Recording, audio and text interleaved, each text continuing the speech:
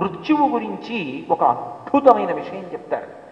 గొంగళీ పురుగు ఆకు మీద పాకుతూ కొమ్మ చివరకెడుతుంది. అవతల కొమ్మ మీద ఆకు యువతల ఆకుకి దగ్గరగా ఉంది. బాగా శరీరాన్ని దగ్గరగా తీసుకుని ఆకు మించి కొంచెం ఇలా పైకెత్తుతుంది శరీరాన్ని. ముందర ఉన్న ఆకు మీద వేస్తుంది.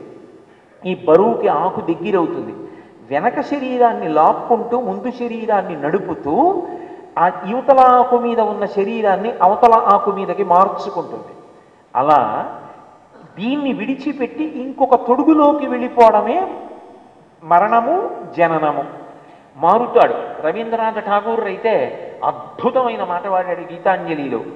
అమ్మ ఆకలి వేసిన పిల్లవాడికి స్తన్యం ఇచ్చేటప్పుడు ఒకవైపు స్తన్యంలో పాలిచ్చి ఇందులో పాలు అయిపోయాయి అనుకున్నప్పుడు బిడ్డన్ని ఇటు నుంచి ఇటు మార్చుకుని ఇటు స్తన్యాన్ని ఇవ్వడంలో ఎలా ఉంటుందో అలా ఇది విడిచిపెట్టి ఇంకొక తొడుగులోకి వెళ్ళిపోతూ ఉంటాడు.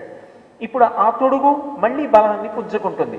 అప్పుడైనా మంచి పనులు చేస్తే పర్వాలేదు, అది మనుష్య జన్మ అయితే. మనుష్య జన్మ రావడం కష్టం. అందుకే నేను మీతో మనవి చేసింది, అన్నిటి ప్రయోజనము ధర్మం.